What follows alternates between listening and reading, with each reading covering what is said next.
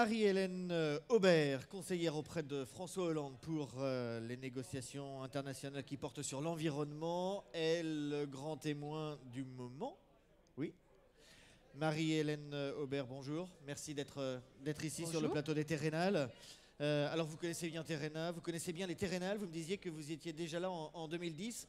Là, vous avez fait un tour, vous avez accompagné le ministre de l'Agriculture, Stéphane Le Foll, lors de la visite. Quel œil vous avez sur l'édition 2015 par rapport à celle de 2010? Vous avez vu des choses évoluer ou pas? Déjà, c'est formidable qu'il y ait cette nouvelle édition. Et je me souviens de la première, concomitante aussi avec la création de l'Association pour une agriculture écologiquement intensive, à laquelle j'ai participé avec Michel Griffon, Bruno Parmentier et Terrena, bien sûr. Donc, je trouve que c'est formidable que toutes les innovations, tous les efforts qui ont été entrepris, tous les échanges, tous les dialogues qui ont pu avoir, y compris à travers les rencontres de l'AEI aussi, qui se tiennent tous les ans, et puis aboutir à cette très belle édition qui est totalement ancrée dans les problématiques d'aujourd'hui. Alors vous êtes, vous le disiez, à l'origine avec deux ou trois autres personnes de l'association AEI. Quel regard portez-vous aujourd'hui sur l'avancée de l'AEI, sur sa perception vis-à-vis du monde agricole? Le pari de l'AEI, c'est de redonner de l'autonomie, de la capacité d'innovation et d'expérimentation aux agriculteurs sur le terrain, quel que soit leur secteur d'activité, leur filière. Et nous étions convaincus, et je pense que ce pari est réussi, que sans cela, on n'arriverait pas à vraiment avancer, à accomplir la mutation dont nous avons besoin pour avoir une agriculture qui combine performance économique, préservation de l'environnement, gestion durable des ressources naturelles et du climat, bien sûr, c'est le grand enjeu aussi de cette année dans lequel je suis particulièrement investie. Donc c'est un chemin, il n'y a pas de recette miracle, hein. Et l'idée aussi, c'est qu'il y a autant de solutions, d'initiatives et de possibilités qu'il y a de régions, qu'il y a d'écosystèmes, qu'il y a de particularités aussi dans les territoires et dans les différentes filières. Il n'y a pas une logique qui vient d'en haut et... Eh bien non. Non.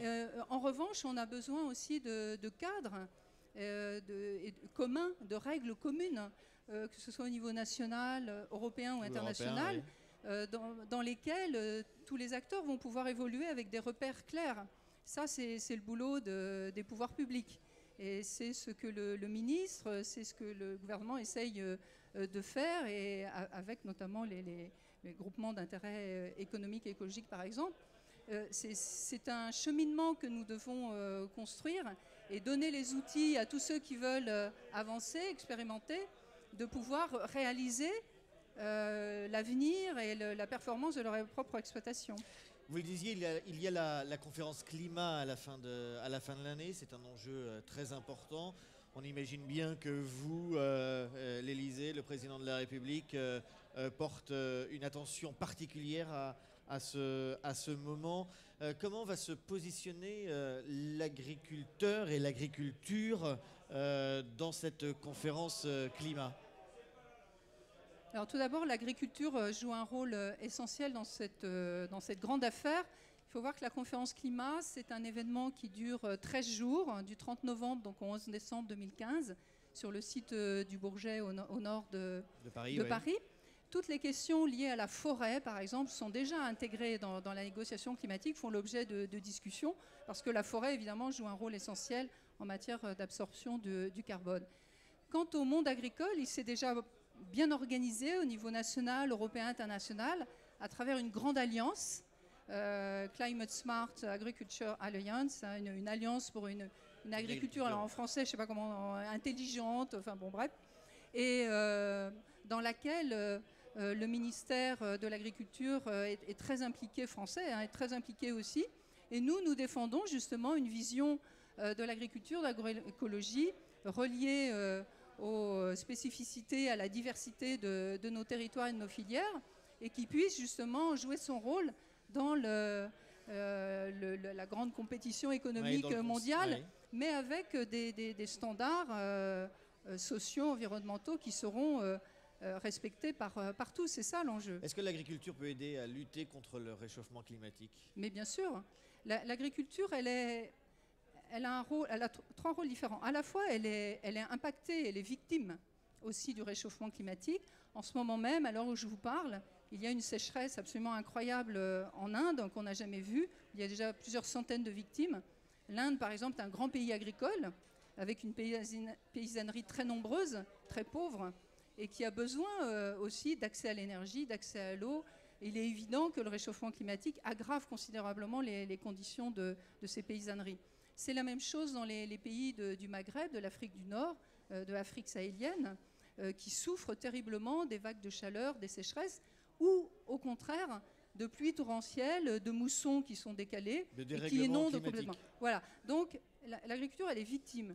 Elle contribue aussi. Elle contribue comment, justement? Elle contribue notamment à travers les élevages dans certains pays qui sont très concentrés et qui dégagent beaucoup de méthane, de NO2 et qui ont la particularité d'être très réchauffants, beaucoup plus que le gaz carbonique.